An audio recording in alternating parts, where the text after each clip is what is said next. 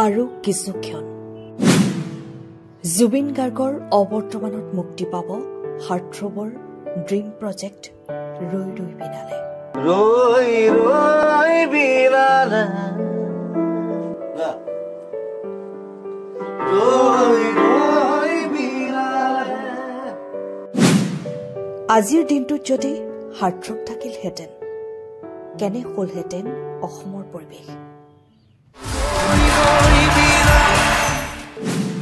বছৰ জুৰি কৰা সপোনটোৰ বাবে ৪১টা দিন কম হ'ল।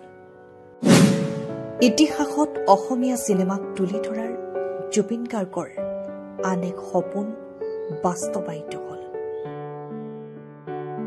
ছবিগৃহত মুক্তি পাব মৰমৰ শিল্পীগৰাকীৰ শেষ ইচ্ছা, অসমবাসীৰ এক জীয়া আৱেগ, হেঁপাহৰ ছবি ৰৈ ৰৈ বিনালে।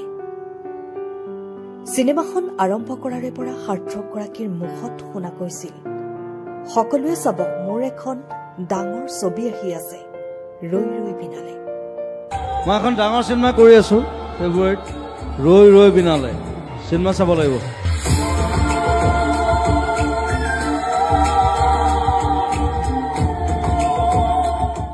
কিবা এটা সৃষ্টি কৰিলে হাজাৰবাৰ ঘূৰি চোৱাটো তেওঁৰ অভ্যাস আছিল। আজি তেওঁ থকা হলে গোটেই অসমখন কম ফূৰ্তিত থাকিলহেঁতেন নে?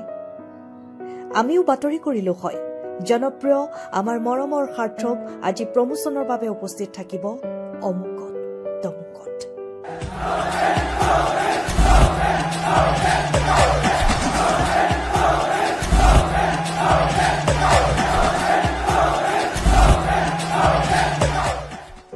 কিন্তু আজি সকলো নিস্তব্ধ।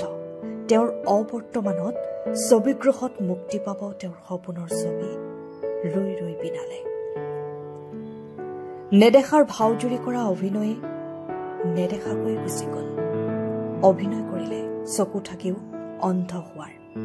ট্ৰেইলাৰ চাই সকলোৱে তেওঁৰ জীৱনটোৰ জীয়া কাহিনী বুলি অনুভৱ কৰিলে। আৰু আজি তেওঁৰ অবৰ্তমানত সকলো উদং উদং। তেওঁৰ উপস্থিতিৰ উমান লবলৈ সকলো ৰৈ ৰৈ বিনালে চাবলৈ বাউল হৈ আছে।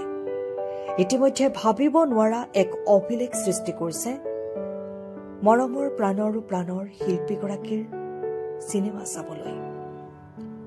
শিলডল ভাঙি আহিব ছবিগৃহলৈ, বন্ধ হৈ থকা চিনেমা হলবোৰো চলিব। কিন্তু সকলোৰে মনবোৰ গধুৰ। এবুকু শিল থৈ সকলোৱে নয়ন ভৰি চাব তেওঁক শেষবাৰৰ বাবে। আৰু কিছু বেলি ৰৈ ৰৈ বিনালে চলিব ছবিগৃহত। কিন্তু সকলো হতাশ। তেওঁৰ ধেমালিবোৰ, তেওঁৰ মিঠা হাঁহিটো যে নাই। দৌৰি দৌৰি যাম, ৰৈ ৰৈ বিনালে চাম কবলৈ যে একমাত্ৰ মৰমৰ শিল্পীগৰাকী নাই। সকলো জানিছিল নেকি তেওঁ লিখি থৈ গৈছিল নিজৰ আখৰেৰে, সকলো চিনেমা চাবলৈ আহিব দেই। এটা এটাকৈ মৰমৰ শিল্পীগৰাকীৰ শেষ ইচ্ছা পূৰ হ'ব।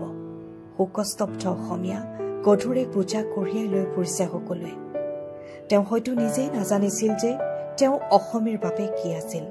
আশা কৰিছো তেওঁৰ আন এক সপোন ইতিহাসত অসমীয়া চিনেমাৰ নাম, সেই সপোনো পূৰ হওক।